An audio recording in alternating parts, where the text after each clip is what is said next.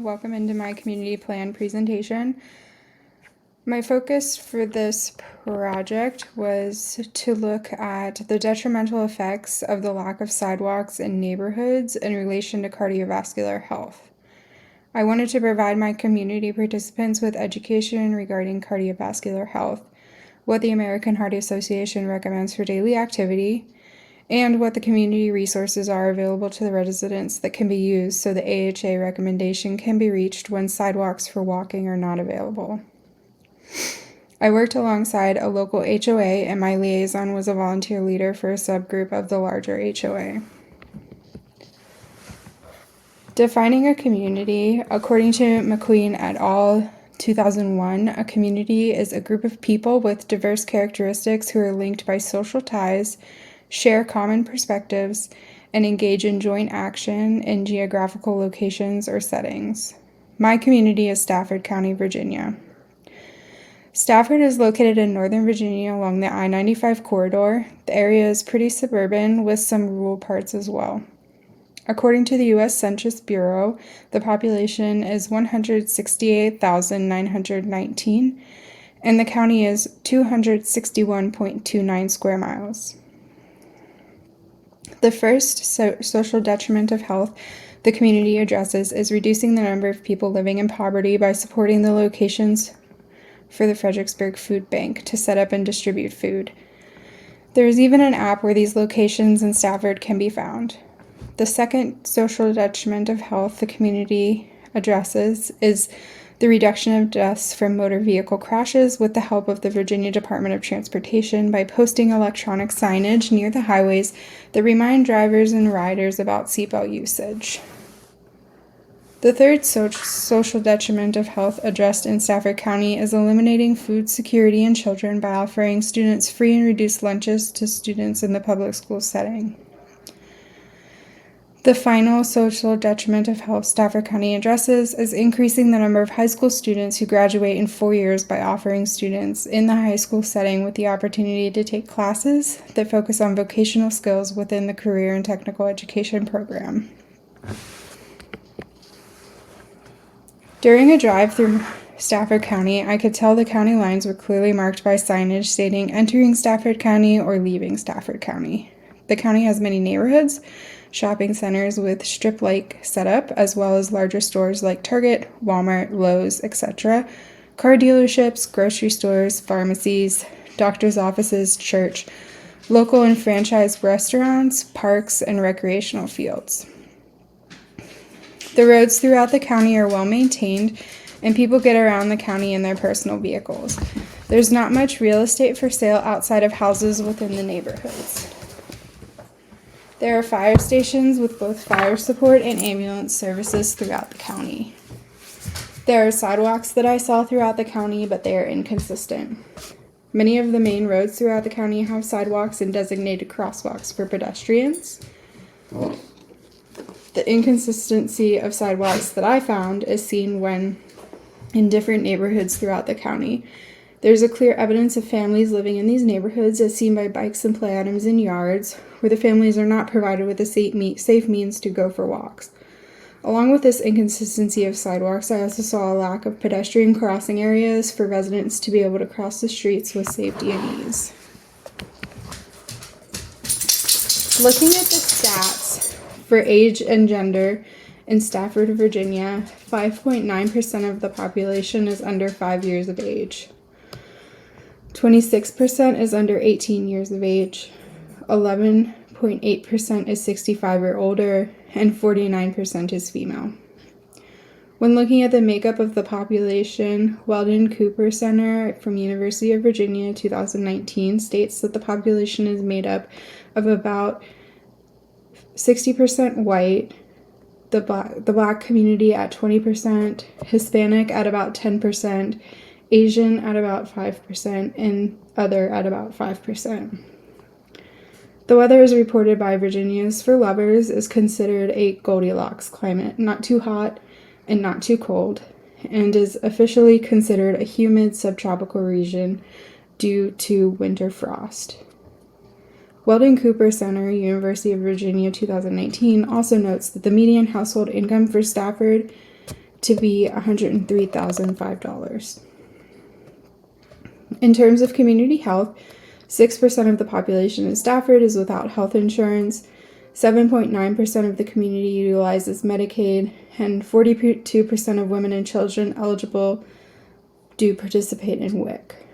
Stafford does not have statistics indicating the leading causes of death, so these statistics are going to be focused on the state of Virginia, where the leading cause of death are heart disease at 20%, cancer at 19%, and accidents at 6%. My liaison for this project was Sarah. Sarah is the lead VISTA HOA representative. She has been in this role for 3 years and is the leader of this subgroup of the HOA. Her role involves many different tasks that include organizing and scheduling meetings, open communication with residents' needs and desires, being the liaison for the larger HOA, upholding bylaws in the neighborhood, and reporting any concerns or requests from the residents. Outside of these tasks, she is responsible for keeping up with email, phone and text communication with the residents and the subgroup and the larger HOA. The first partnership I explored was the Stafford County CERT, which stands for Community Emergency Response Team. These people are volunteers in the community who have a focus to aiding in safety for community members. This partnership would allow for the CERT team to give safety demonstrations and training to the residents. The second partnership I explored was the Fredericksburg Regional Food Bank. This partnership would bring attention to the offerings of the food bank, as well as allow those who are able to support the food bank through donations. The last partnership I explored was with FXBGO, the regional bus system. This partnership provides an opportunity for residents who need access to low-cost transportation. What I learned, though, when looking into FXBGO, they are offering free fares for the rest of the calendar year, which is even better for the residents.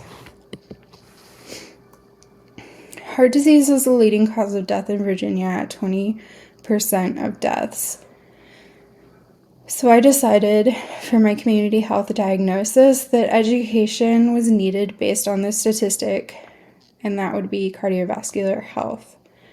The target population for this education is family groups, children, and adults who are part of the VISTA neighborhood. Contributing factors to this community diagnosis is lack of motivation, lack of knowledge, and inconsistency of neighborhood infrastructure. Weaknesses in the data for Stafford County include 101 females and 136 males per 100,000 having heart disease, 35% of females and 36% of males are obese, 55% of females and 62% of males reach their recommended activity goals. Strengths in the data for Stafford County is that Stafford offers its residents 25 parks and facilities that are either free to use or low cost. There is an inclusive playground offered at Cheshire Park for any residents with disabilities, and 2 parks in the county offer disc golf courses for the residents to use. For my goals for the educational portion of the project, I created 2 short-term goals and 2 long-term goals. The 2 short-term goals were, after the completion of the education session, learners will be able to identify 3 activities they or their families can partake in to meet the AHA exercise requirement guidelines that do not involve going for a walk. And after the completion of the education sessions, learners will be able to identify the minimum AHA daily exercise guidelines. The long-term goal was, in 6 months after the education session, learners will report an increase in daily physical activity. To measure these goals, I used a variety of methods. One was group discussion, where I offered a question in the form of groupthink. The other was a short survey that the participants filled out prior to leaving the educational session. Both of these goals were met during and after the information session. The questions in the survey were, what 3 activities can you and or your family participate in to reach the AHA recommendations for exercise? How many minutes per week does the AHA recommend we get to support good cardiovascular health?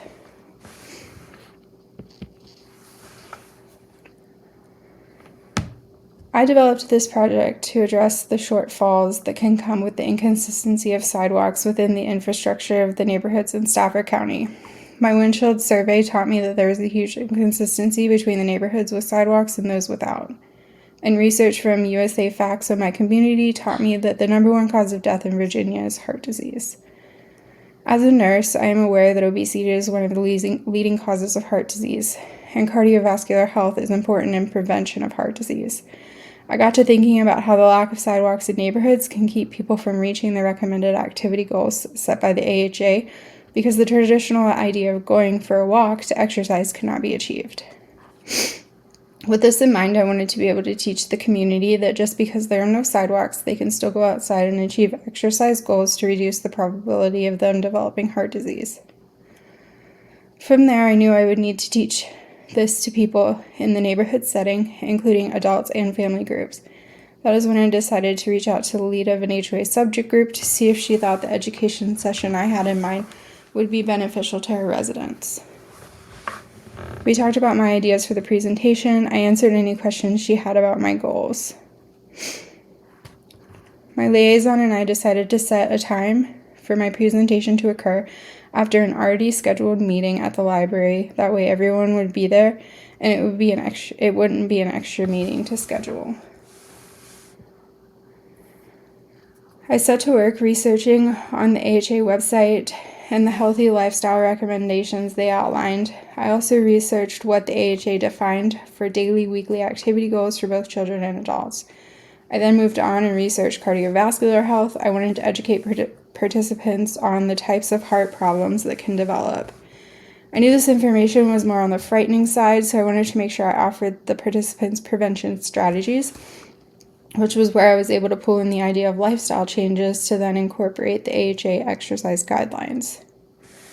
I wanted to make my presentation interactive as well as educational.